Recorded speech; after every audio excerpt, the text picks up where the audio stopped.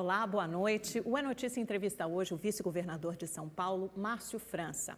Advogado, é filiado ao PSB há 30 anos. Foi vereador, prefeito de São Vicente, deputado federal e hoje é também secretário de Desenvolvimento Econômico, Ciência, Tecnologia e Inovação de São Paulo. Márcio França deve ser candidato ao governo do estado nas eleições do ano que vem. Seja muito bem-vindo, governador. É um prazer tê-lo conosco. Obrigado, prazer é meu falar com vocês. Governador, o senhor está há 30 anos no mesmo partido, no PSB, nunca trocou, o que hoje é uma raridade, senhor. Acho que dá para contar nos dedos de uma mão os políticos que estão nessa mesma situação.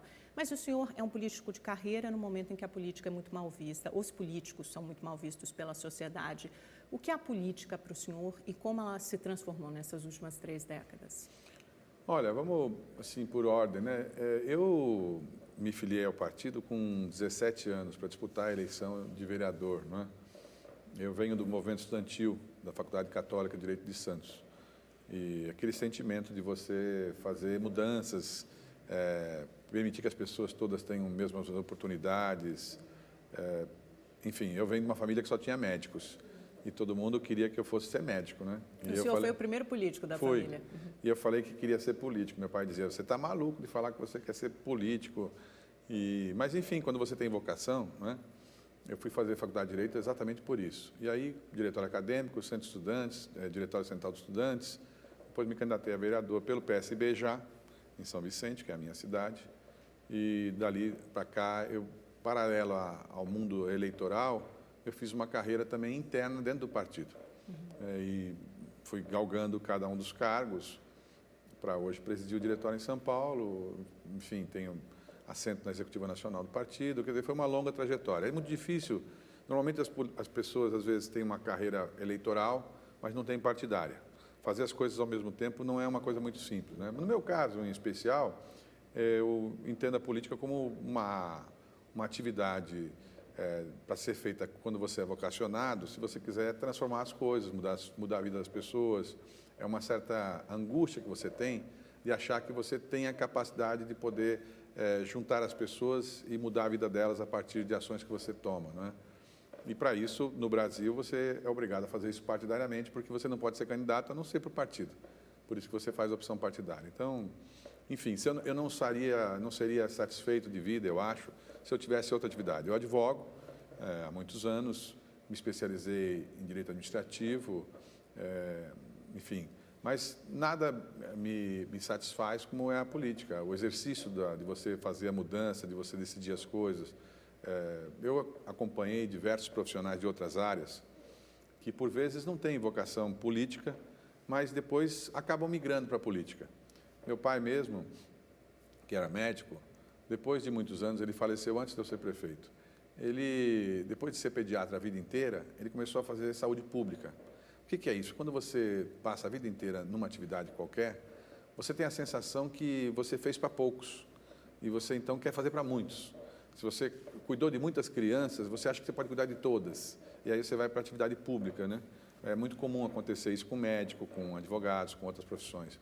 Agora, não é comum você ter como, assim, profissão de fé mesmo, falar, não, eu quero ser político. Desde pequeno, eu dizia que ia ser político, enfim. Que é uma vocação e uma profissão, porque o senhor foi trilhando a carreira na política, claro, galgando degraus Eu fui fazer direito para fazer política. Porque, já com aquilo, já meu pai dizia que não ia fazer política, então eu dizia para ele que ia fazer diplomacia. Então, eu fui fazer línguas e direito para poder... não, vou fazer diplomacia, que é um concurso público, enfim. Mas depois acabei entrando para o voto direto. E o exercício de você depender do voto de 2 em 2 anos é uma coisa muito legal, porque você acaba, quando você amadurece, você percebe que é a instituição que você pode ser mais humilde, porque quanto mais você sobe, tem que ser mais humilde, porque você depende cada vez mais das pessoas. Agora, governador, o senhor que está há tanto tempo na política, é um político de carreira, o senhor já viu uma crise desse tamanho, uma crise de representatividade? Por que o senhor acha que os políticos têm uma imagem tão negativa hoje perante a sociedade? Eu acho que, de certa forma, eu não vi um momento assim, porque também eu não tive idade para ver, né? Eu faço eleição, desde 70, 80 mais ou menos, né? Quando eu comecei a participar. Eu fiz campanhas aqui, fiz campanhas fora do país, eu fui atrás de campanhas eleitorais. Agora, acho que o fato de nós mudarmos o perfil da comunicação, a comunicação pelas redes sociais, faz com que as pessoas tenham mais informações, mais rápidas. E elas, então, se sentem meio donas também da informação mais completa. E, por vezes, tem a informação correta, por vezes, tem a informação incorreta. E quem está, digamos, aparecendo, por que se fala mal da vida de artista ou de jornalista? Ou porque são os famosos, né? São as pessoas que têm, de alguma forma, chamam atenção. Do mesmo jeito é a vida do político. E, via mas o de senhor regra... acha que os políticos não têm responsabilidade, não têm culpa nessa crise que Não, é claro que acontece? tem, claro. Mas os A políticos... Lava Jato, por exemplo, Sim, mas os políticos políticos não caem de Marte e nem fazem concurso público e nem são escolhidos por alguém. Eles são escolhidos pelo voto. De 2 em 2 anos, todo mundo vota de novo, né? Eu falo sempre essa história da novidade. Ou seja, a sociedade também tem responsabilidade sobre os políticos. Não tem toda a responsabilidade. Sobre o cenário. Porque os que são eleitos, eles foram eleitos, ninguém é nomeado, né? Nós estamos acabando de vir, todo mundo sempre fala, olha, agora está na hora de vir uma novidade, vai vir uma novidade, vai vir uma novidade. Eu falo, olha, cuidado com essa expectativa, porque ela é falsa. Hoje nós estamos acordando com o dia anunciando o novo governador do Amazonas, né, numa eleição com vários candidatos. Que de novidade não tem nada, né? Então, se elegeu o amazonino, um experiente político, com quase 80 anos, que já foi governador 3 vezes, prefeito de Manaus 3 vezes. Então, cadê a novidade? É que a gente vê muito esse cenário, em particular no Norte, no Nordeste, às vezes no Centro-Oeste. Bom, a gente não pode nem falar de São Paulo, né? Porque o governador Alckmin já está no seu 4º mandato. Eu acho que a gente tem uma certa confusão. Muita gente fala em nome da opinião pública, entre aspas, sem, de fato, saber direito se está falando em nome dessa opinião pública. Porque a única opinião pública que tem, de verdade, é quando você constitui uma maioria. Até lá você tem diversos grupos que se manifestam, né? Agora, a opinião pública mesmo, ela tem que se manifestar na hora do voto e ela vai dizer no voto se ela acha que está certo ou está errado. Quando um governador de São Paulo, por exemplo, como é o caso do governador Alckmin, se elege 4 vezes, 3 vezes seguidas no governador... primeiro turno, né? No primeiro turno, as pessoas ficam bravas, achando que... No meio de uma crise hídrica, uma crise grave. Cheio de problema, é porque as pessoas reconhecem nele mais qualidades do que defeitos. Não quer dizer que não tenha defeito, porque também o político não é nenhum anjo que caiu do céu, quer dizer, todo mundo vai ter defeito, mas ele tem mais qualidades do que defeitos. Agora, por falar nisso, em votos, eleição, expectativa, com a provável saída do governador Alckmin para se candidatar à presidência da República, né, caso o cenário se confirme no ano que vem, o senhor assumirá o governo de São Paulo a partir de abril, né, porque tem aquela data, o prazo de desincompatibilização, sai o governador Alckmin, o senhor assume até o final do ano e será a sua grande oportunidade. O governo de São Paulo, obviamente, é uma vitrine para que o senhor se torne mais conhecido, já é um grande articulador internamente, mas que o senhor se torne conhecido do grande público e ganhe votos. Qual será a sua estratégia? Olha, um governo, quando é assim, você nunca faz um governo novo, porque você vem numa sequência de um governador, como você mesmo falou, que é um governador experiente, que deixou uma casa arrumada. São Paulo teve superávit 2014, 2015, 2016 e vai ter 2017. O Brasil inteiro afundando e São Paulo reto, né? Então, é um governo arrumado. Você não dá para você colocar a sua marca, vamos dizer assim. A marca você coloca quando você começa um governo novo, seu, né? Mas dá para você colocar alguns detalhes do seu perfil. Como o que, por exemplo? Eu acho o que o senhor faria diferente por do governador Alckmin? Todo mundo pergunta isso, assim. O governador é um homem muito experiente, mas como ele está no governo há muitos anos, claro, ele imprimiu o jeito dele em toda a máquina, porque tem um estilo próprio, é o estilo dele e é muito respeitado por isso, né? Ele é um homem que, eu sempre falo que quando você entra numa sala, desde que eu estou na política, são tantos anos de mandato, poucas pessoas quando entram na sala, todo mundo se levanta.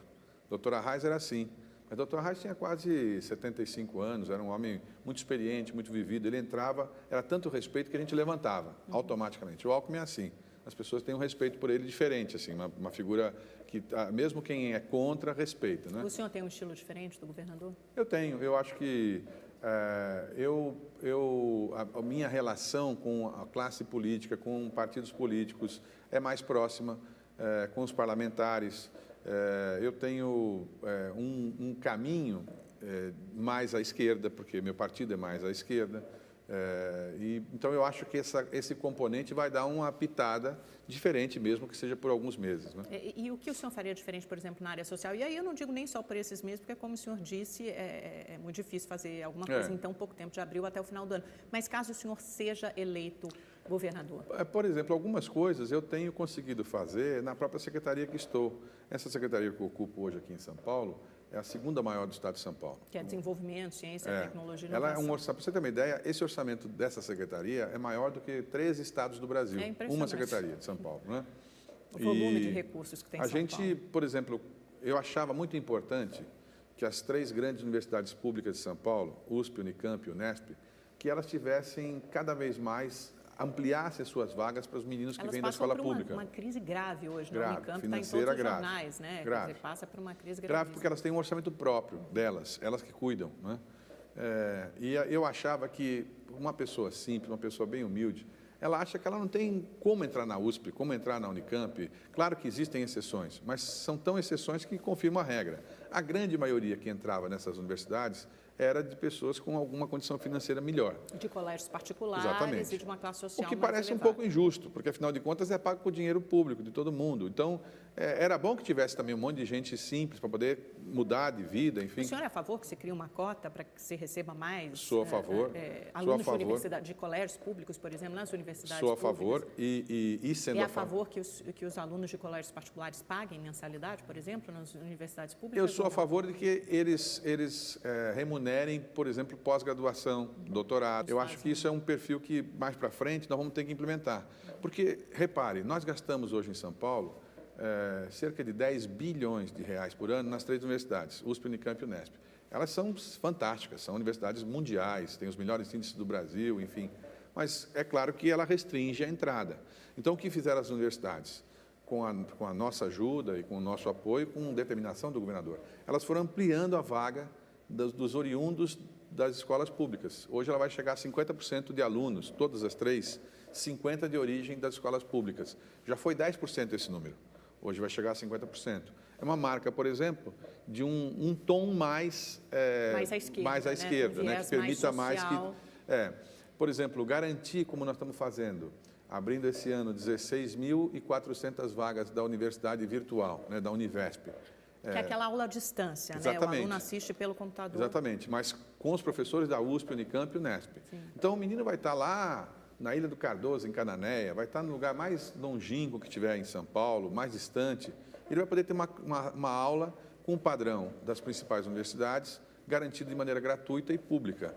A ideia... Mas ele se forma da mesma forma? Se forma pela Univesp, exatamente, com os professores da USP e Unicamp. Então, a gente quer chegar esse número a 200 mil vagas, 300 mil vagas, quantas forem necessárias, para que um dia, todo menino em São Paulo, que chegar ao ensino médio, quando ele se formar, se ele quiser, ele terá uma faculdade gratuita. Mas não é a mesma coisa que a aula presencial. Não, claro que não. No ambiente mas, por acadêmico. exemplo, se ele quiser, ele faz o vestibular e faz a presencial. Mas digamos que ele não passe. Ou, por exemplo, difícil, né, pior do que ele não passar, não é? Hoje em dia. E se ele passa, como é que ele vai morar em São Paulo? As pessoas, às vezes, passam, mas não tem condição financeira de morar em São Paulo, de viver em São Paulo. Então, garantir para todo mundo, porque a nossa luta é que as pessoas tenham as mesmas oportunidades. As oportunidades depois vão fazer as pessoas se distinguirem, porque um é mais inteligente, o outro é mais esforçado, o outro é mais estudioso, mas garantir a todos a mesma oportunidade é a grande tarefa de quem faz política com a vertente que eu faço. Os governadores do PSDB, por exemplo, têm uma longa trilha, assim, carreira de desavenças com os professores de colégios, de universidades públicas, né? Uma categoria com quem eles têm uma dificuldade de diálogo, entram em discussão, em conflito permanente. O senhor tem uma visão diferente sobre essa relação com os professores? Eu acho que o que acontece é que, como eles estão há muitos anos, como você falou, são muitos governos. Então, as pessoas o servidor público, claro, ele gostaria de ter reajuste, de ter equiparação salarial, de ter o salário atualizado. Por exemplo, esses anos nós ficamos sem atualizar o salário. É claro que as pessoas sentem, porque se você tirar a inflação, é 10%, 20%, 30% a menos de salário, né? Mas, por outro lado, se põe no lugar de quem é o governador. Se você fizer o reajuste e depois também não conseguir pagar o salário no final do mês... Como no Rio de Janeiro, né? Eu não citei o exemplo, mas você citou, quer dizer, vários exemplos de estados que fizeram atualizações, mas depois não conseguiram pagar os salários. São Paulo fez a lição de casa porque apertou, mas apertou também para o lado do governo. O governo fechou várias empresas. O governador Alckmin vendeu avião, vendeu helicóptero, vendeu não sei o que lá, fechou um monte de estatal, diminuiu 5, 6 mil cargos de comissão. Então, ele está demonstrando o seguinte, porque o que a população fica irritada é você exigir das pessoas uma coisa que você mesmo não faz para você. Quer Quer dizer, o salário dele, por exemplo, está congelado do governador faz 3, 4 anos. Então, quem está preso no teto dele fica bravo, porque quer aumentar o teto. Mas ele fala, como é que eu vou aumentar o teto se ainda tem tanta gente para baixo que não tem reajuste? Né? Então, ele travou o teto mantendo o salário dele no mesmo padrão. Eu acho que as pessoas sentem falta, talvez, porque o governador Alckmin é mais identificado como alguém de centro-direita, mais conservador. Então, acho que as pessoas se indagam ou se questionam qual seria a marca social de um governo do senhor que vem de um partido que tem socialista no nome, né? Como o senhor disse, é um partido mais à esquerda. Além de educação, há outras áreas. Olha, você sabe que mobilizariam foi bom o você senhor, tocar a nesse moradia. assunto, se você permitir, porque eu queria fazer um reparo da injustiça histórica aí. Eu sempre achei o governador um homem muito mais à esquerda do que à direita. Vamos aos fatos. Ele foi vereador, foi prefeito, foi deputado estadual, foi deputado estadual, federal.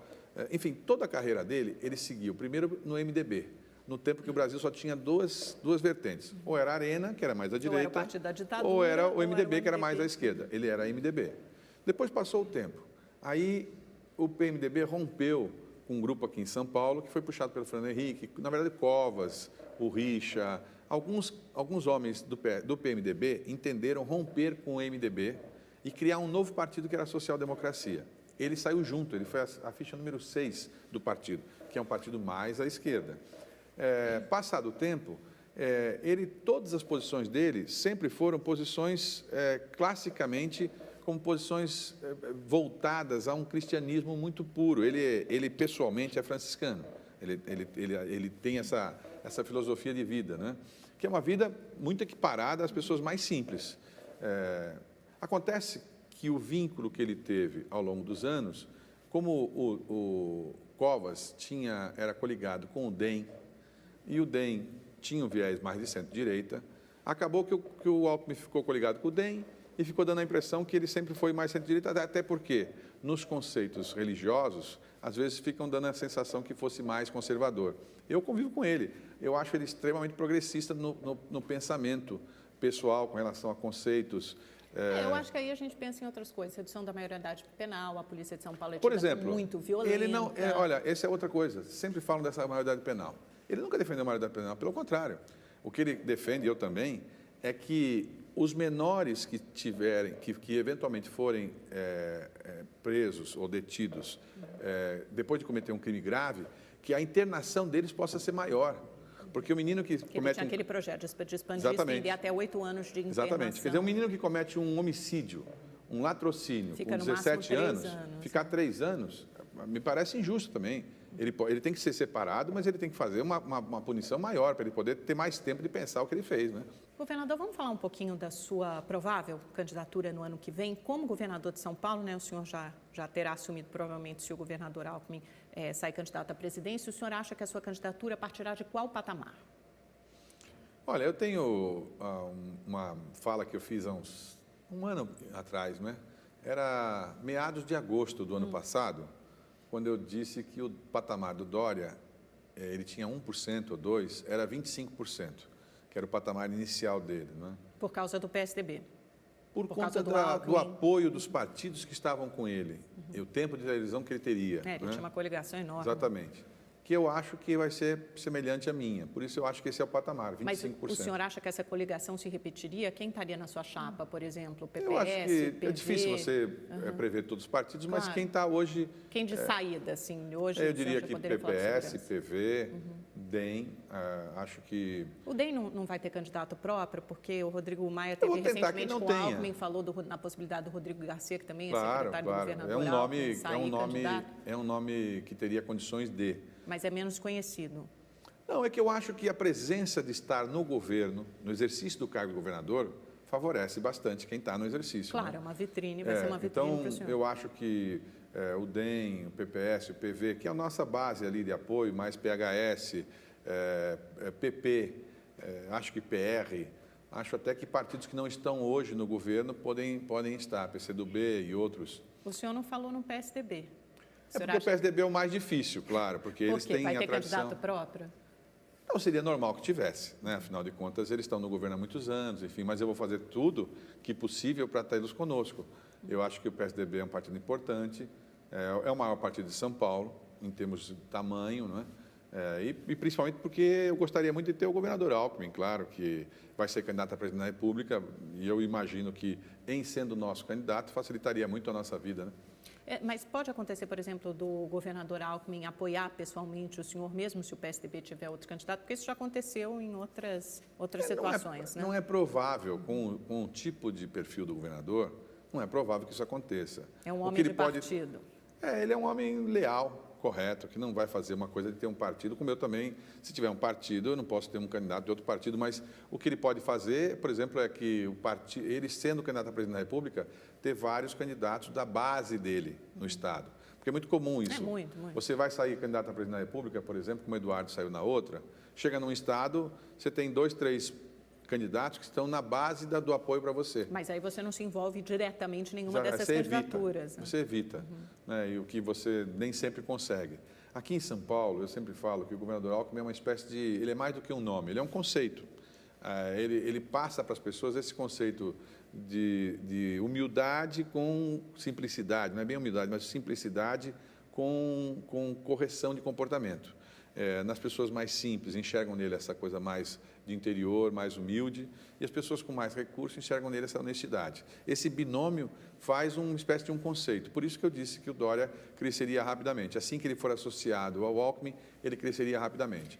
Mas aí, nesse caso que o senhor citou em particular, o Alckmin, foi preponderante na campanha do Dória, teve uma participação muito forte na campanha do Dória. Na sua candidatura, mesmo que o senhor esteja como governador, o senhor acha que essa candidatura é viável sem esse apoio explícito do Alckmin, sem essa associação entre o senhor e o governador? Veja, eu fui vice dele durante esse tempo todo, né? Não sou amigo pessoal, porque o governador é um homem muito reservado, mas me sinto hoje uma pessoa muito leal ao governador. E ele sempre me fala uma coisa: Márcio, as coisas têm que acontecer naturalmente. Nada vai acontecer extraordinariamente, tem que acontecer naturalmente. Eu acho que naturalmente, de alguma forma, ele vai encontrar um jeito de poder também me prestar um apoio dentro do limite do que for possível, né? Entre os candidatos, entre os nomes possíveis, potenciais do PSDB, quem o senhor vê como possível candidato no ano que vem? O PSDB tem um monte de nome. Serra, Aloísio, o próprio Dória. Não, eu diria que o Dória eu não coloco, porque eu acho que o Dória acabou de ser eleito prefeito. Eu fui prefeito de São Vicente, uma cidade de 350 mil habitantes, né? E eu tive muito orgulho de ser eleito. Eu fiquei lá achando que eu queria ser o melhor prefeito de São Vicente. Eu fui reeleito com 93% dos votos, né? A maior votação do Brasil. Eu tenho muito orgulho disso. E eu acho que o Dória também tem essa vontade de ser o melhor prefeito, de chegar no final do mandato dele, eventualmente, se ele não for reeleito, que ele não quer ser candidato, ele falou que não vai ser candidato, apoiar um nome e esse nome ser reeleito com uma grande votação. Então, tirando o Dória, eu diria que o Serra é sempre um nome, porque já foi governador várias vezes. O senador Aloísio é um homem extremamente respeitado, querido no mundo da política. O ex-senador Zé Aníbal, vários secretários já falaram que podia ser. O Serra seria um concorrente forte, né? Já foi governador de São Paulo. Qualquer nome do PSDB é sempre forte. Né? Eles formam um corpo forte. Então, qualquer nome será forte. Tem uma máquina muito veja, grande. É do jogo também. Eu tenho que cuidar do meu time aqui, não é? Quer dizer, montar a engenharia para ter tempo de televisão suficiente para poder ficar conhecido. Eu boto fé no taco que eu tenho.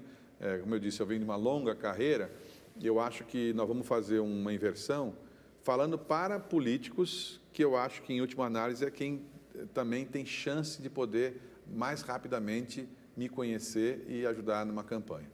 Então, é importante o seu trabalho de articulação interno também com políticos de vários partidos, porque, afinal de contas, né, os candidatos a vereador, quer dizer, isso, na verdade, você nem vai ter, mas, enfim, mas os vereadores que já atuam naquela cidade, os prefeitos podem chapa de deputado, por exemplo, estadual e federal, é uma coisa que eu monto há muitos anos. Montei para o Eduardo, montei para o Garotinho, montei para coordenei 2 campanhas de presidente da República. Então, eu sei que isso tem um peso. Quando o Dória entrou naquela campanha, em agosto, ele tinha 2%, 3%. Nós passamos para ele uma sequência de partidos apoiando a ele e montamos uma chapa enorme de candidatos a vereador. Em pouco tempo, ele começou a crescer, veio a televisão e ele fez o trabalho seguinte. A televisão passou a ser um instrumento muito mais forte do que antigamente. Até então, para você entender, tinha aquele bloco no meio e várias inserções, um pouco de inserção. Hoje, o bloco no meio praticamente acabou. Ficou tudo inserção. A inserção é um tiro de bazuca, Porque a pessoa está assistindo você, que gosta de você, no seu jornal, você e o Boris e tal, daqui a pouco, pumba, vem lá a propaganda. Rápido, né? E é rápido, você não tem tempo nem de desligar. Então, mesmo o sujeito que não aguenta a política, fala, mas eu não detesto, eu só gosto de futebol. Mas vai assistir futebol, pumba, está lá o político falando. Teve um trabalho muito forte em redes sociais também, né? O Dória teve, mas a rede social, ela interfere de 15% a 20%, muito forte, mas, sem dúvida, perto da televisão, a televisão é muito mais forte. Entendi. E foi interessante o que o senhor falou, nessa vontade do Dória continuar prefeito. Eu pergunto ao senhor se, além da vontade, há um risco também em abandonar o cargo depois de apenas um ano, ou pouco mais de um ano, que a gente viu isso acontecer com o Serra, por exemplo, quando ele foi candidato a governador, aí depois voltou a ser candidato à Prefeitura de São Paulo e não se elegeu. Aquilo ficou muito marcado, ficou muito lembrado e acabou sendo associado como uma imagem negativa do Serra. O mesmo poderia acontecer com o Dória, quer dizer, é um risco largar a Prefeitura nesse instante para concorrer, seja ao governo do Estado ou à presidência da República? Eu acho que a vida é feita de compromissos. A política, o que resta na política, que você fala assim, mas vai ter muita mudança, vai ter troca. Quando você vai ver a eleição, 50% se reelege. Né? 50% dos deputados se reelegem, 50% dos senadores se reelegem. O que faz essas pessoas manterem esse voto nessas pessoas? Basicamente, a pessoa ter sido correta com ela. O que prometer, cumprir. Quem, por exemplo, se candidata dizendo, olha, eu vou defender o esporte, porque eu sou esportista, eu quero fazer coisa para o esporte e tal. Quem acompanha a carreira dele são esportistas, são pessoas que gostam dessa área, que acham isso uma coisa mais importante do mundo e tal. E assim, cada uma das atividades. Portanto, o compromisso que você assume com o eleitor é uma coisa que você tem que respeitar a grosso, assim, rigorosamente. E, claro, se você pediu o voto para ser prefeito, o melhor prefeito da cidade, para ficar 4 anos, é evidente que qualquer coisa que você faça que não seja isso, o eleitor, especialmente um eleitor paulistano, que o paulistano ele tem que ter orgulho da cidade dele, a terceira maior cidade do mundo. É uma coisa, o Covas dizia que foi o maior orgulho da vida dele, não foi nem ser governador, foi ser prefeito de São Paulo. Enfim, a pessoa se elege para 4 anos, é claro que imagina-se que ele vai cumprir os 4 anos. Então, o único exemplo no Brasil que houve assim, de alguém que saiu, porque o Serra não conta, porque o Serra ele já era um político tradicional, era meio óbvio que ele sairia, né? O Pimenta da Veiga, em Minas Gerais, fez a ele mesma foi coisa candidato, também. Ele foi prefeito 1 ano, foi um grande sucesso. Aí ele renunciou para disputar o governo e perdeu. De lá para cá ele perdeu. Disputou o governo novamente no ano, quer dizer, então, no ano assim, retrasado. As cidades mais volumosas, potentosas, como é o caso de São Paulo, Campinas, cidades grandes, assim, as pessoas ficam, poxa, você não quis ser aqui, você não me deu atenção, é como se eu fizesse uma coisa para você, dando atenção para outra coisa também. Agora, governador, falando um pouquinho sobre São Paulo, né? As obras no monotrilho estão paradas, a linha 4 do metrô atrasada, a do Anel Norte atrasadas. Por que é tão difícil cumprir esse prazo em São Paulo? Porque é uma sequência de obras, apesar de um orçamento monumental e um orçamento em ordem, né? Com as finanças em dia, como o senhor mesmo disse, por que é tão difícil cumprir esses prazos, entregar essas obras? Dois fatores básicos, né? Embora, vamos também aos fatos aqui, que é importante. São Paulo tem 80 e poucos quilômetros de metrô hoje. O governador Alckmin está fazendo 105 quilômetros, uma coisa assim... esse é um outro assunto. É maior do que o que já tem hoje de metrô, né? E tem diversas linhas em andamento normal. Agora, algumas linhas deram problema e a explicação é assim. Primeiro, normalmente o financiamento dessas obras grandes do governo do Estado, não só em São Paulo, mas em qualquer lugar, não é tudo dinheiro do governo do Estado. Vem do governo federal. 1/3 é do governo do Estado, 1/3 é financiado de financiamentos externos, bancos internacionais de financiamento, e 1/3 é do governo federal, da União. A parte de São Paulo está ok, a parte financiada externa está ok, até melhorou um pouco, porque vem em dólar, então fica um pouco melhor, mas a parte do governo federal micou. Né? Mas aí é uma briga de versão, né? Porque o governo diz que não está atrasado, o governo estadual diz que está. Quem conhece esse serviço público sabe, o governo federal não está cumprindo com ninguém. Assim, os números, não é culpa do Michel, do presidente Michel, é culpa da sequência. O Brasil está com um rombo de acima de 150 bilhões de reais, é um negócio fabuloso. Então, é claro que houve corte. Eu vi a matéria sobre o Ministério da Ciência e Tecnologia, o orçamento do Ministério da Ciência e Tecnologia hoje, do governo federal, está menor do que 2010. Está metade de 2010. Daqui a pouco é menor do que o da Secretaria de São Paulo. Já é menor que o nosso orçamento. Então, significa dizer o seguinte, eles não sobrou realmente. O ministro Meirelles, que é um grande economista, foi lá, para fazer o arroxo. E está fazendo, corta. Quer dizer, cortou tudo que foi possível cortar, e nisso cortou vários convênios. Nos convênios tinha a parte dos metrôs. Então, o governador teve que refazer, recalcular coisas. E se não bastasse isso, ainda tinha um agravante. Algumas das empresas grandes que estavam envolvidas naquelas confusões nacionais também haviam ganho. As empreiteiras, haviam ganho as licitações daqui. Então, essas empresas não tinham mais fôlego para tocar. Elas passaram para outras empresas. Abandonar as licitações. Agora, uma outra pergunta, voltando a um ponto que o senhor tocou, que eu acho que é importante, porque todo paulistano se pergunta. O PSDB está há mais de 20 anos no poder. O governador Alckmin está no 4º mandato, por mais que o senhor diga que há mais de 100 quilômetros de trilhos de metrô em construção, em obras, mesmo assim, talvez São Paulo seja uma das poucas grandes capitais do mundo, modernas, arrojadas, que não tem uma malha de metrô. Quer dizer, se eu quiser sair da minha casa para vir para a Rede TV, eu não consigo pegar metrô em ponto nenhum. O que explica? Ainda há alguma justificativa para isso? Porque a gente vê outras grandes cidades latino-americanas, sul-americanas, Buenos Aires, México, isso sem falar nas europeias, nas americanas, todas elas integradas por um metrô. O ideal seria, claro, que tivesse linha de metrô para todo lugar. Agora, metrô, custa o preço de metrô, 200, 300 milhões de dólares por quilômetro, né? Mas custou para todas essas cidades também. Não é... Se você comparar o Brasil com Nova York, o Brasil com Paris, o Brasil com Londres, é uma comparação equivocada. Não, mas com Buenos Aires, com Cidade do México. Você tem que comparar com outras capitais que têm o mesmo tipo de perfil que tem o Brasil.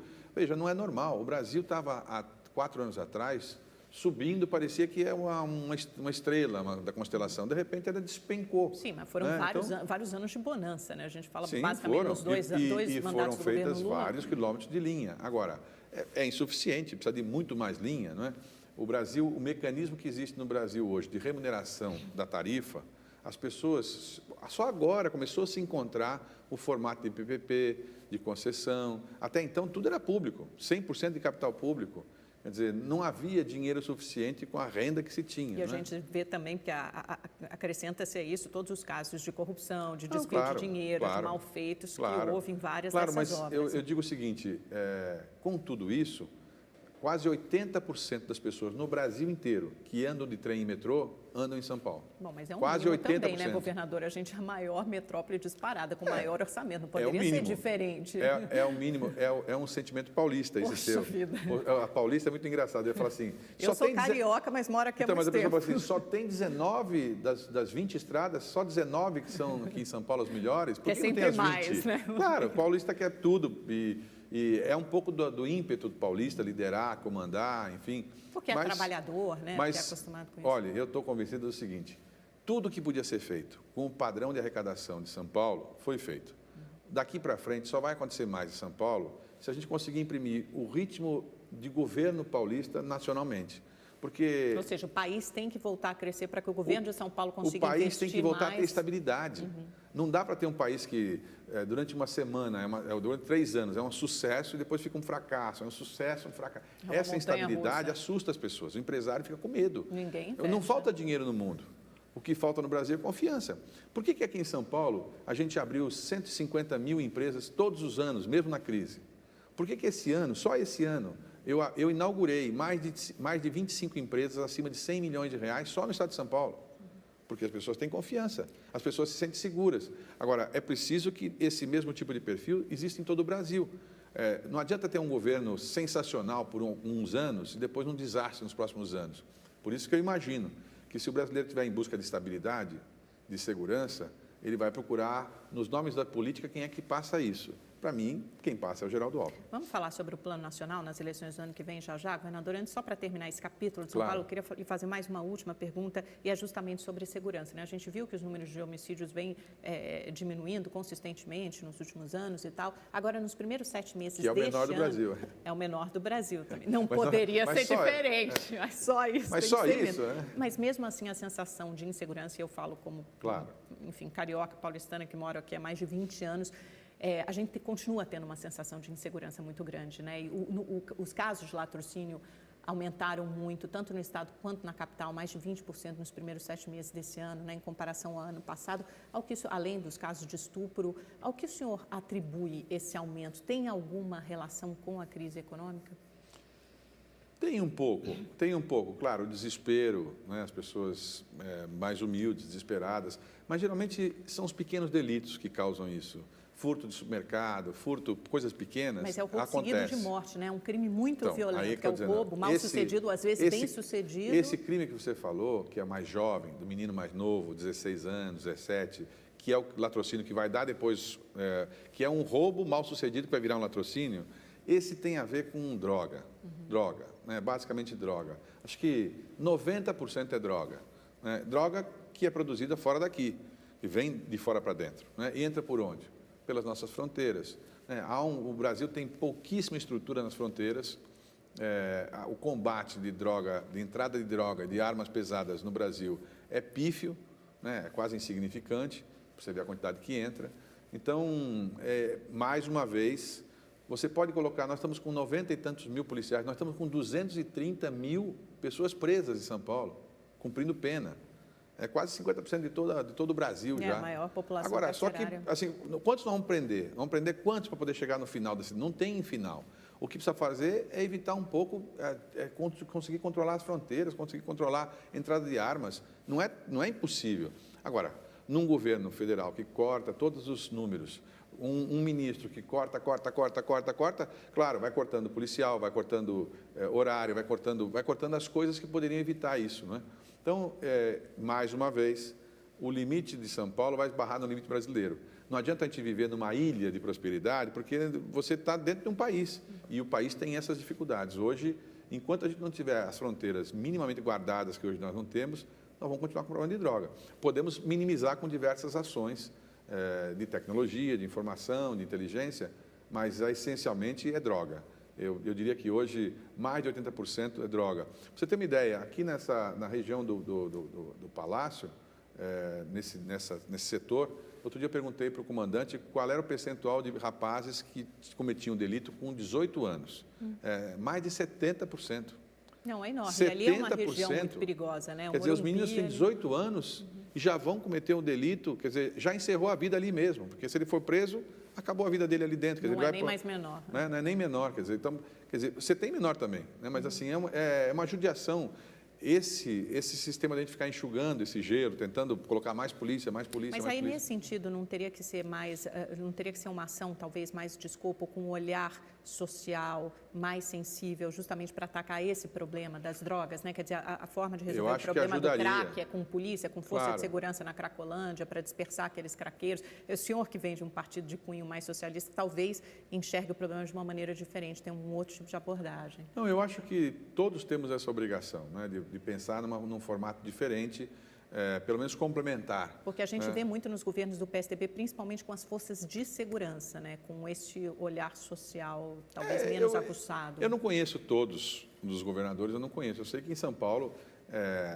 em São Paulo, eu digo tanto do Alckmin quanto do Dória. Sim, o que eu acho é que a gente precisa completar esse serviço feito pela polícia, que também é necessário, porque tem horas que você precisa ter a polícia. Como é que você vai tirar o garoto de 18 anos drogado das ruas? Só com polícia ou tem outro jeito? Nós, quando fizemos o acordo com o governador para poder fazer a coligação, nós começamos um programa que eu acho que vai dar frutos para frente, que exatamente permite que o rapaz de 18 anos, que esteja em vulnerabilidade, que ele possa servir de alguma forma ao Estado. Quando eu fui prefeito, existia um programa lá na cidade, que São Vicente era a cidade mais violenta do estado de São Paulo, e não ficou nem entre as 100 primeiras.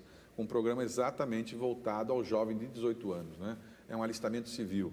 A gente vai tentar implementar isso em algum momento. Eu acho que é importante para São Paulo experimentar um formato.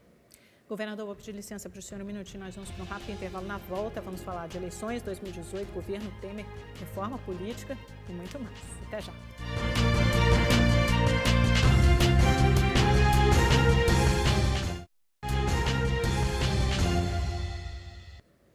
Olá, o A Notícia está de volta com o vice-governador de São Paulo, Márcio França. Governador, qual a sua opinião sobre o governo Temer? É um avanço ou um retrocesso para o país? Não, acho que é o governo que sobrou, né? Porque, no fundo, o presidente não havia sido eleito para exercer a função de presidente, para ser vice. Aconteceu o impeachment, e ele caiu naquela história ali, não tem como sair muito, a legitimidade sempre fica um pouco arranhada em relação a quem se elege, né? Mas ele é um homem experiente, eu tinha noção de que no mundo parlamentar ele jamais terá problema, porque ele é muito hábil no parlamento e vai conseguir sobreviver e levar o governo até o final. E a partir do final, eu acho que ele sempre imaginou em ser candidato à reeleição. Ao contrário das pessoas, eu acho que ele achava que ele ia ser candidato à reeleição. Mas o senhor acha que ele não tem condição? Eu acho que hoje ele já meio que aqueceu que não dá para uma eleição presidencial para ele, não é? Mas acho que eles vão ter um nome. Acho que eles terão um candidato a presidente desse grupo, digamos assim, que está no governo hoje, né? E eu apostaria que é o ministro Meirelles, eu diria, pelos movimentos dele. Porque ele foi lá para o Nordeste, no Pará, foi fazer uma visita em Belém para um evento evangélico, depois abriu um Twitter dizendo vamos discutir o Brasil, umas coisas meio simpáticas assim, que normalmente não era muito do perfil dele, né? Então, eu imagino que ele está preparando uma imagem e se ele pega o governo com -3 da economia e depois lá na ponta largar com +3, ele vai dizer, olha, eu tenho esse handicap, eu peguei o governo... O senhor acha que em 2018 haverá um crescimento de 3%? O senhor está mais otimista que o próprio governo, que acha que eu acho que haverá mais do que 3%. Uhum. Historicamente, eu tenho falado isso, um estudo muito bem feito do Ricardo Amorim, mostra que o Brasil, por 4 oportunidades, caiu o presidente da República, né, 5 com a Dilma. Em todas as vezes, antecedeu a queda do presidente a queda da economia abaixo de zero, ou zero abaixo de zero. Foi assim desde 33, 32, Estado Novo, depois a queda do Getúlio, depois a volta da democracia em 43, depois a volta, depois o golpe de Estado em 64, sempre em 63 já havia sido zero, depois a queda do Collor, depois a queda da Dilma. Então, essas quedas todas antecederam a queda da economia. O que aconteceu no segundo ano pós a queda?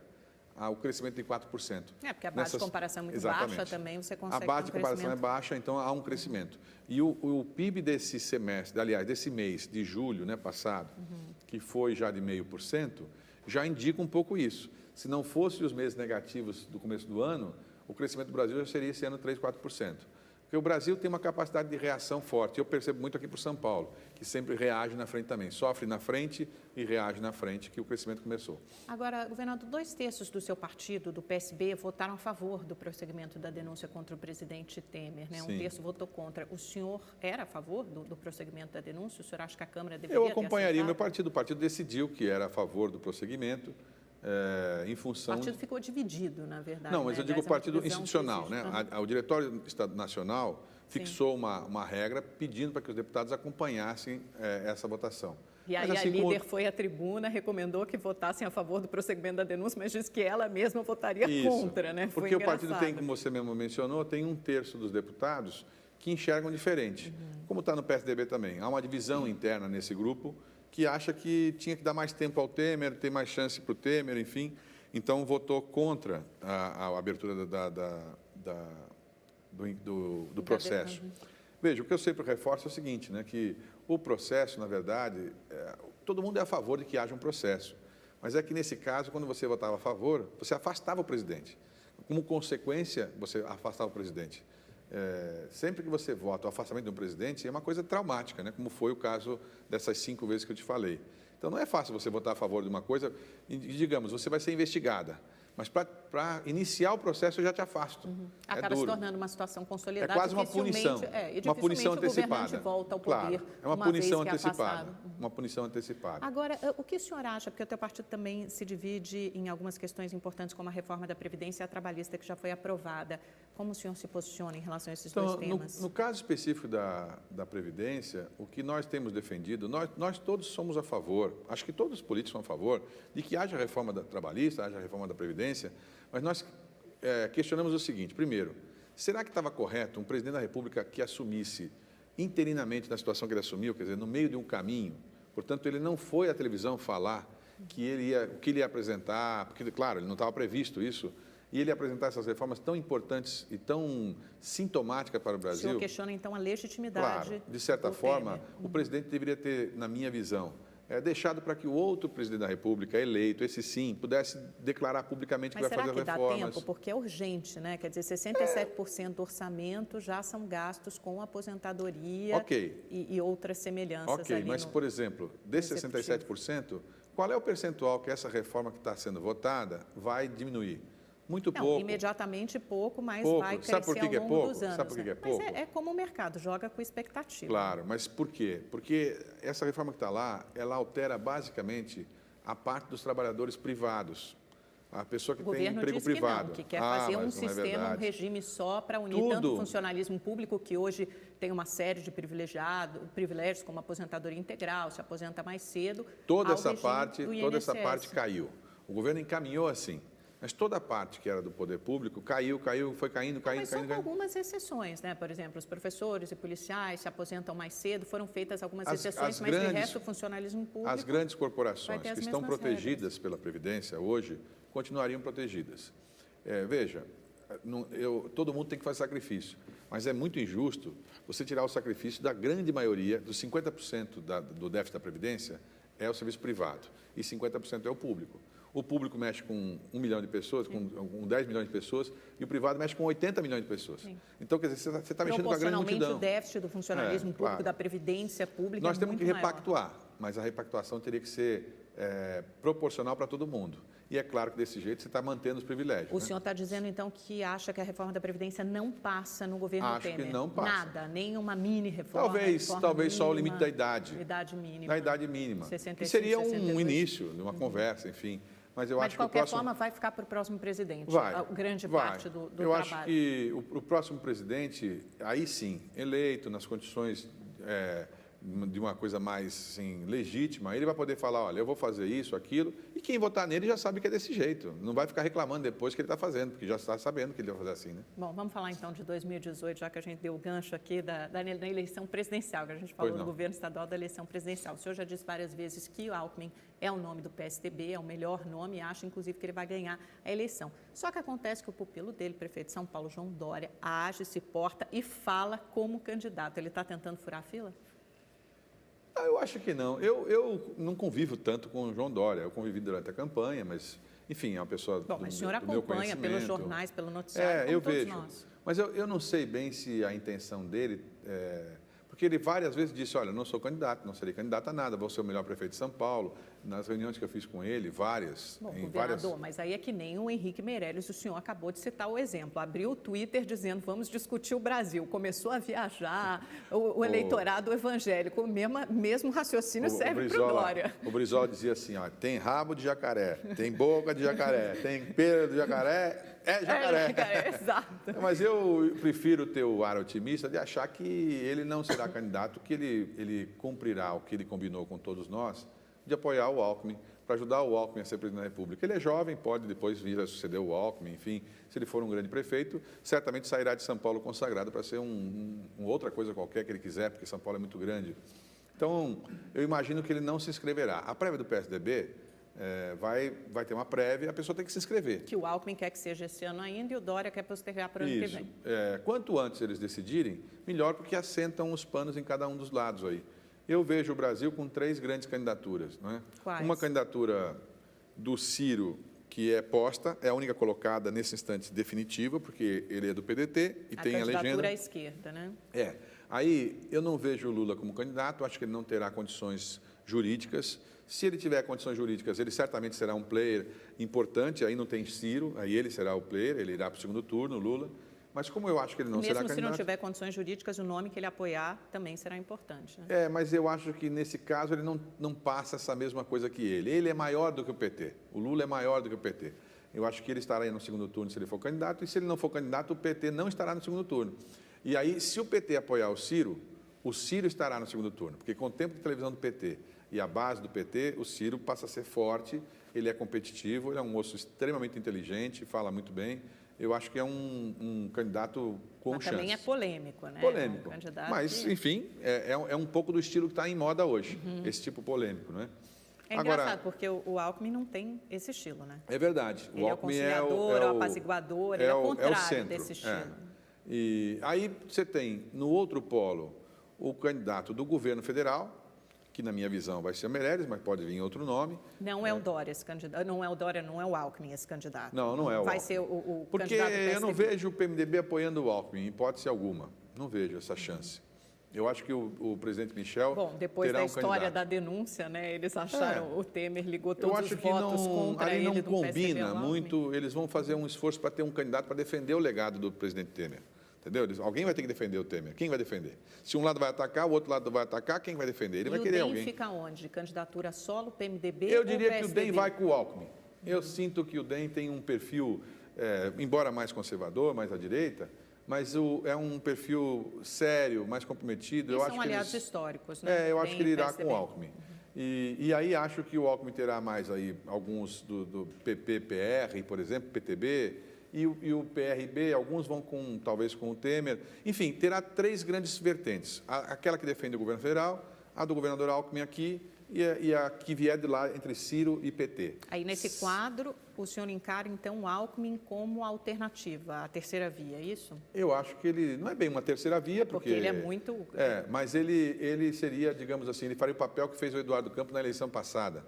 Só que anabolizado, porque, claro, o governo de São Paulo é maior, ele já é famoso, ele já disputou uma eleição presidencial, ele terá mais tempo de televisão, certamente. Mas é uma disputa, por exemplo, se o PT não apoiar o Ciro... O senhor está esquecendo o Bolsonaro, né, que é um candidato que tem se mostrado forte nas pesquisas. Eu acho o Bolsonaro, embora forte em pesquisa, enfim, mas sem televisão, sem tempo de televisão. O Brasil é composto por 10 partidos que detêm 95% do tempo de televisão. Se você não tiver com nenhum desses 10, você não tem chance. Quem tem o maior tempo de televisão tem muito mais chance. Vamos pegar o exemplo agora de novo, da eleição passada. Não, do Dória não. Vamos pegar, do Dória seria um, mas esse de domingo agora passado, a eleição no Amazonas. O mais votado foi alguém que tinha o melhor tempo, o segundo mais votado quem tinha o segundo maior tempo. O tempo de televisão é determinante nas eleições. Então, se você tiver num partido muito pequeno, como é o caso do Bolsonaro, no PEN, o PEN tem um deputado, elegeu um deputado, vai ter direito a 2 segundos por dia, 2 segundos. Então, precisa juntar 15 dias para dar um comercial de 30. Entendeu? A Marina, por exemplo, foi aquele fenômeno eleitoral, mas ela saiu pelo PV e agora saiu pelo PSB. Ela teve o tempo da gente. O senhor acha que ela será candidata também, de novo, em 2018? Vê ela com alguma chance ou com aquela mesma robustez que ela teve nas últimas 2 eleições? Não vejo. Ela é uma pessoa extremamente íntegra, correta, uma referência, mas acho que sem tempo de televisão, ela também fica muito curto o espaço para ela. Veja o desempenho da rede na eleição passada, agora de prefeito. Praticamente não elegeu em nenhum lugar, porque sem tempo de televisão, por mais que você tenha boas ideias, você não consegue expressar. Agora, governador, eu queria voltar um pouco mais para essa história do Dória, porque eu acho que ele pode ser um coringa tanto no PSDB quanto em outro partido. Ele tem viajado muito por cidades do Nordeste, essa semana acho que vai para Paraíba, depois tem uma palestra em Paris, há 2 semanas teve em 3 ou 4 cidades nordestinas, semana passada no Espírito Santo. Parece um pouco a movimentação de um candidato, né? Se ele, por exemplo, conseguir decolar ou se distanciar nas pesquisas do governador Alckmin, porque hoje a intenção de votos dele é só 2, 3 pontos percentuais maior, o senhor acha que não é natural que o PSDB tenda a escolhê-lo para candidato, se tiver mais chance de ganhar? Veja, quem sou eu para dar palpite nos tucanos? O senhor é um político com 30 anos de experiência e muito seguinte, bom articulador. Se fosse eu não abriria a mão da candidatura do Alckmin de jeito nenhum. Eu acho o Alckmin imbatível hoje nas eleições. Ele é o perfil do centro, ele tem experiência, ele vai mostrar o que aconteceu em São Paulo no meio da crise hídrica, como você falou, na crise financeira e São Paulo ser estável. Eu não abriria a mão dele. Eu acho que ele seria o candidato mais forte, porque eu acho pesquisa o recall do passado e não do presente. Por exemplo, nesse mesmo instante, em agosto do ano passado, o Dória tinha 2%. Todo mundo dizia que ele não tinha chance nenhuma, que o candidato era o Russomano, porque era o mais, naquela época, não sei se você se lembra, o Russomano tinha 30, 35. E eu disse no jornal, naquela entrevista, o Dória vai ganhar com boa chance de ganhar no primeiro turno. Eu fui chamado de louco, todo mundo falou, é louco. E ele ganhou no primeiro turno. E eu disse, se tiver um segundo turno, vai ser com o Haddad. Aí disseram, é 2 vezes louco, porque o Haddad não tem chance, enfim, eu digo, é com o Haddad. No final, o Haddad quase foi para o segundo turno, por conta do tempo de televisão e do recall. Porque o senhor fala na chance do Alckmin, o Alckmin tem repetido isso, que 2018 será a eleição da experiência, mas a gente tem visto os exemplos ao redor do mundo e aqui mesmo nas eleições municipais, que não, que as eleições têm sido a eleição do novo, da novidade. A gente viu isso com Macron na França, com Trump nos Estados Unidos, com o próprio Dória aqui em São Paulo. São maus exemplos. Belo Horizonte a gente teve a mesma história. Maus exemplos. Quer dizer, o Dória nesse sentido não larga na frente, não tem mais vantagem? São maus exemplos, veja. Por quê? Os exemplos dos outros países, cada país tem uma legislação diferente eleitoral, claro. Por exemplo, aqui no Brasil mesmo, mas há 20 anos atrás... Mas eu acho que a gente identifica muitas semelhanças, não na legislação, mas talvez na onda do eleitorado, essa descrença na política. O tipo de legislação brasileira não dá chance para isso acontecer. O tipo de legislação que nós temos hoje. Eu estou dando um exemplo aqui agora. Mas se o Dória saísse, obviamente, ele sairia por um partido importante, grande, que se não for o PSDB, ele recebeu convites do DEM, do próprio PMDB. Eu não confiaria. Porque o senhor acha que um outro partido desses não lançaria o Dória? Partido é como se fosse carro velho. Quando você troca, vem com defeito também. Só que são defeitos que você não conhece, né? Cada um tem seus defeitos também. Então, eu digo assim, eu acho que... Claro, vamos pegar o exemplo. Na eleição passada que você falou, o Dória se elegeu aqui em São Paulo, mas se elegeu com uma quantidade enorme de partidos apoiando. E com a máquina do PSDB na mão, essa máquina partidária. O Rafael Greca se elegeu em Curitiba. É um homem experiente, já foi prefeito, já tinha sido tudo. O Íris Rezende se elegeu em Goiânia. Não, claro, mas se ele saísse, sairia por um grande partido, enfim, né? Ou pelo próprio PSDB. Eu digo o seguinte, as eleições, para as pessoas não ficarem frustradas, é melhor imaginar o seguinte, hashtag, cada macaco no seu galho. Quer dizer... Isso é um recado? É o que vai acontecer. Eu acho que vai acontecer para todo mundo. Ou seja, não haverá grandes surpresas se não houver mudança de legislação eleitoral. Na legislação atual, a regra é quem tem mais apoio partidário tem muita chance de chegar nas eleições de segundo turno. Se o Dória sair por algum outro partido ou pelo próprio PSDB, ele ficará com a pecha de traidor? Eu não sei. Eu insisto numa coisa. Ele foi eleito para 4 anos. E me disse várias vezes, Márcio, nas reuniões, a mim não, a todo mundo, eu estou me elegendo prefeito de São Paulo para que nós possamos eleger o Alckmin presidente da República. Era o mote da nossa fala. A gente falou isso várias vezes. Bom, mas ele não imaginou que ele seria tão bem eleito e nem que teria uma popularidade alta nesses primeiros meses. Mas assim, as pessoas talvez ele esteja deslumbrado. O Dória é um moço de bem. O pai dele, ele tem um respeito pelo pai. A história do pai dele foi político, né? O pai dele é um cara genial também, que inventou esse Dia dos Namorados, né? Você vê que ideia genial. Que é a segunda maior data de vendas do Brasil, né? Quer dizer, o tipo de perfil é um tipo de perfil que não é de fazer ingratidões. Fazer uma ingratidão desse jeito seria arrastar, mesmo que vitorioso, seria uma derrota. Entendeu? Porque, eu não sei, eu levo minhas relações, eu estou na política há 40 anos, sei lá, 30 anos, eu não tenho inimigos. Eu não tenho inimigo. Às vezes divergem de mim, enfim, mas eu não crio inimizades, porque eu acho que essas coisas são passageiras. Você hoje está por cima, amanhã está por baixo. Agora, você criar uma relação de ingratidão com relação àquelas pessoas que te ajudaram, passará uma sensação ruim para o eleitor. Isso pode resultar no não voto. Né? Por isso que foi muito comum aqui em São Paulo, vários casos assim, lembra do Pita, com o negócio do Maluf? É verdade. Quer dizer, o eleitor, ele está atento. Ele acha que ele quer que o político que ele elegeu cumpra o que combinou com ele. Agora, tem um outro detalhe. O Dória não é citado na Lava Jato e o Alckmin foi citado nas delações da Odebrecht como tendo recebido 10 milhões de reais em Caixa 2 nas últimas 2 eleições, inclusive uma parte desses repasses através do cunhado dele, irmão da dona Lu Alckmin, né? O último citado na Lava Jato agora foi o próprio Moro, né? Anteontem. É um negócio incrível. Aí ele falou que não vale depoimento de gente criminosa contra ele. Claro, veja, os depoimentos, imagine se você for um delator. Você quer delatar as pessoas famosas. Agora, é preciso apurar para você chegar no limite. Quando um dia você for condenado, aí você é culpado, você tem que pagar a sua pena, mas até lá você é inocente. O governador, quem o conhece, todo mundo que o conhece, pode ser do PT até o PP, sei lá, qualquer partido. Não há uma única pessoa que acredite nisso. Quem conhece o Alckmin, é impossível ele ter um diálogo financeiro, de dinheiro com alguém, é impossível. Eu boto meu corpo inteiro no fogo, não tem nenhum risco de eu errar, né? Quer dizer, não há essa hipótese. O que acontece lá no depoimento da pessoa é que alguém teria pego dinheiro para a campanha, alguém teria pego, não ele pessoalmente. Governador, vamos falar um pouquinho sobre o seu partido, o PSB, que tem 70 anos de história, atravessa essa crise interna, né, com essa divisão que a gente já falou um pouquinho aí, sobre apoio ou não ao governo Temer. Oficialmente está fora do governo Temer, mas tem deputados que votam com o governo Temer e agora corre esse risco de debandada, né? O líder do DEM na Câmara, que é o deputado Efraim Filho, teve aqui no É Notícia recentemente, há cerca de 2 ou 3 semanas, e disse que de 8 a 12 deputados conversam com o DEM e podem migrar para o Democratas. Como é que o senhor enxerga essa crise no partido? O partido pode encolher, de fato, se enfraquecer? Eu gosto muito daquela música que fala, pode acontecer tudo, inclusive nada. O que eu acho é que ninguém vai sair, que tudo isso é uma grande especulação. Primeiro porque não há janela. Mas os deputados conversam e conversam assumidamente, com o DEM, com o Podemos, com o próprio presidente Temer. Eu sou político, a pessoa vem falar, olha, Márcio, seria muito bom se você fosse para um partido, para o outro, você podia ser governador de tal partido. O senhor não está pensando em mudar, não? Não estou pensando em mudar. Quer dizer, a especulação é um pouco da vida da política, porque a pessoa fala, talvez vá para lá, para cá. Na hora que houver a janela lá na frente, que vai ser em abril do ano que vem, em março, né? Dizem que pode ser antecipado para esse ano. Eu acho pouco provável, porque tem que votar, 2 votações na Câmara, 2 no Senado.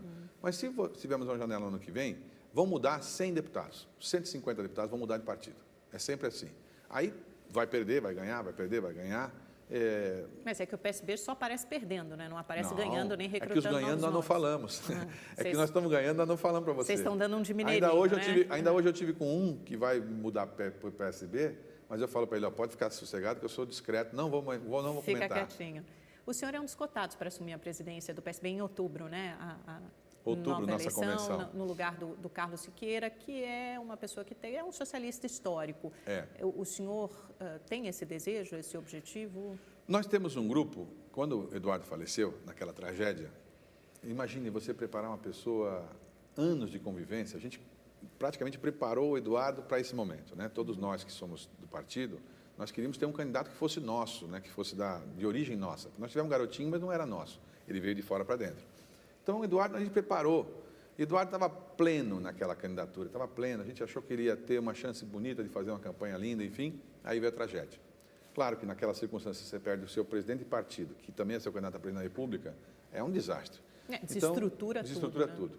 Então, nós fizemos um pacto, chamamos os mais antigos, dentre eles eu, são 6 grupos, 6 pessoas, assim, que são as mais antigas. Dissemos, olha, vamos fazer um pacto aqui, a gente decide tudo em conjunto, para errar menos, porque nenhum de nós tem a capacidade que tem Eduardo, e vamos tentar fazer dessa maneira. E assim a gente tem mantido até hoje. E o partido manteve o mesmo tamanho, cresceu ainda nessas eleições passadas. Claro que o grande crescimento foi em São Paulo, no estado de São Paulo. Então, seria natural que o senhor assumisse, que o senhor tomasse a frente do partido, porque o senhor mesmo disse que tem uma carreira política e tem uma carreira partidária. Claro, né? eu assim, acho que o Carlos Siqueira, que é meu presidente atual, foi candidato muito com o meu próprio apoio. Eu apoiei bastante o Carlinhos para ele ser candidato, porque ele é alguém que uniria todo o partido, ele não tem pretensões eleitorais, então as pessoas têm menos problema com ele. E agora nós vamos decidir, entre nós 6, para quem que nesse instante a presidência do partido poderia mais alavancar o sonho do partido, né? Quem é que está nesse momento numa posição cuja presidência ajudasse nesse sonho? Quer dizer, por exemplo, quando você tem uma candidatura... Não, só pode ser o senhor, né, que será candidato a governo de São Paulo, que até onde a gente sabe, o PSB não tem pretensões na disputa nacional, né, presidencial. Eu torço para que todo mundo pense como você, mas nem todo mundo pensa como você. Então, às vezes a pessoa fala, não, mas o Márcio é importante, mas o Márcio já vai ser governador. Enfim, cada um tem o seu jeito de pensar. Vai ser governador, então. Já. Vou, por um período vou, porque o governador vai sair, ele vai ser candidato e vai ganhar a eleição. O PSB não terá candidato na disputa presidencial. Vai apoiar quem? No quadro atual, nós não teríamos nome. E aí a tendência natural seria apoiar, porque já apoiou Se depender de mim, seria o Alckmin, claro. Se depender de mim, seria o Alckmin. Mas é preciso que o PSDB escolha o Alckmin. Porque se o PSDB escolher outro nome, essa bola vai girar. Se o PSDB escolher o Alckmin, a tendência é que o PSB caminhe com o Alckmin, mesmo se o PSDB não apoiá-lo ao governo de São Paulo. Veja, são circunstâncias nacionais que independem. Por exemplo, nós temos candidatura a governador em Pernambuco, na Paraíba, o partido é muito forte no Nordeste. Temos em Sergipe, mais ligado ao PT, né? Temos candidatura em Brasília, quer dizer, tem várias candidaturas no Brasil. De repente, na negociação, você negocia 2, 3 aqui, 2, 3 lá, quer dizer, faz parte da equação nacional. Mas é claro que São Paulo pesa no jogo todo, né? Reforma política, vai mudar alguma coisa? Não fica como está esse dissenso todo que pode ser resolvido essa semana? Eu passei bons anos em Brasília como deputado, né? Fui líder de uma bancada com 74 deputados no nosso bloco. A gente brincava, eu, Miro Teixeira, o próprio Michel Temer, alguns mais assim, experientes ali, né? A gente brincava chutando um número, quando ia ter uma votação, falava, acho que vai ter 314, aí dava 320. Vamos fazer essa brincadeira, eu gostei. Distritão, Fundão, passam ou não? Eu digo que não passa nada. Nada? Fica como está. Não passa nada. Não passa porque ficou muito em cima da hora. Já 2 vezes tivemos essa experiência de tentar votar lá na última hora. Todo mundo fica inseguro. O que pode passar seria aquilo que veio do Senado já aprovado. Porque Porque para dar tempo de votar, lembre-se, tem que votar na Câmara, depois votar no Senado. Que é o fim das coligações. Então, é o fim da coligação e a cláusula de barreira pequena é o que pode passar. Mas e aí, como é que financia a campanha do ano que vem, então? Do jeito que foi até agora, fundo partidário. Sem dinheiro? Fundo partidário é pouco, né? Tem muita pouco, gente que alerta, os críticos alertam para o risco de é entrar igual muito coração dinheiro. de mãe, sempre cabe mais um. Mas aí os críticos alertam muito para o risco do Caixa 2, com dinheiro de igreja, com dinheiro de crime organizado, porque são... Nós ficamos num impasse. Vivo, né? Quando o Supremo decidiu que o financiamento privado ia ser proibido, tinha que deduzir que ia ter que sair do outro lado. O que pode acontecer é quando chegar na hora de votar o fundo partidário, no orçamento, eles aumentarem um pouco o fundo partidário para sobrar um pedaço para fazer campanha. Agora, as campanhas de antigamente... Seria mais fácil, né? Passar o fundo partidário, até porque você passa no final do ano, acho mais fácil. Numa comissão de orçamento. Um número menor, né? Falavam em 3 bilhões, 5 bilhões, não é? Para a população, a pessoa fala, mas como é que eu vou aceitar isso? Que você vai criar um fundo, você não tem dinheiro para nada, e vai criar um fundo para poder fazer campanha eleitoral? Quer dizer, o sujeito quer matar. É muito mal visto, né? Não cola, né? É. Governador, infelizmente nosso tempo acabou, vamos só fazer o nosso pinga-fogo final. Vamos lá. Sérgio Moro. Sérgio Moro, um grande profissional, um exemplo, uma pessoa corajosa, com toda a juventude linda de quem é idealista e faz o que tem o dever dele, a tarefa dele. Lava Jato.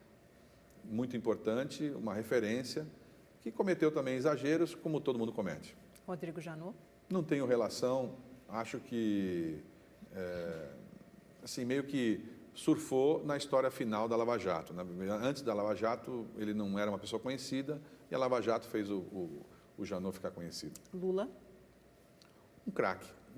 Nasce um aqui, outro daqui a 100 anos, uma pessoa muito habilidosa, de uma origem muito simples, que chegou aos principais cargos que o Brasil tem, e só não soube aproveitar no instante que estava mais forte para fazer as alterações que precisavam ser feitas. Né? Se ele concorrer, ele ganha a eleição? Tem chance? Eu acho que ele não ganha a eleição. Acho que ele hoje será derrotado, como aconteceu antes. Ele foi derrotado várias vezes, mas sempre com muito voto, acima de 40 pontos, certamente. Temer? Um negociador, um homem do parlamento, que está sobrevivendo numa circunstância muito difícil. Era muito pouco provável que alguém saísse melhor do que ele. Dória? Uma pessoa intuitiva, rápida, criativa, um grande publicitário, comunicador de excelência, intuitivo, inteligente e subindo os degraus para ser um bom político. Alckmin? Hoje o campeão dos campeões, alguém que por mais vezes foi governador em São Paulo, um homem de interior, muito simples, de uma vida absolutamente simplória para o exercício do cargo de governador, e se as pessoas convivessem com ele como eu convivo, haveria passeatas na rua gritando queremos Alckmin, porque eu não conheço ninguém que tome conta do dinheiro público igual a ele. Governador, muito obrigada pela sua entrevista ao É Notícia. Foi ótimo conversar com o senhor durante essa 1 hora. Volte sempre. Obrigado. Viu? Ano que vem tem eleição, então com Vamos certeza lá, teremos aqui. o senhor aqui. Obrigada a você também que nos acompanhou até essa hora. Tenha uma ótima semana. A gente se encontra de novo na segunda que vem. Tchau, tchau. Até lá.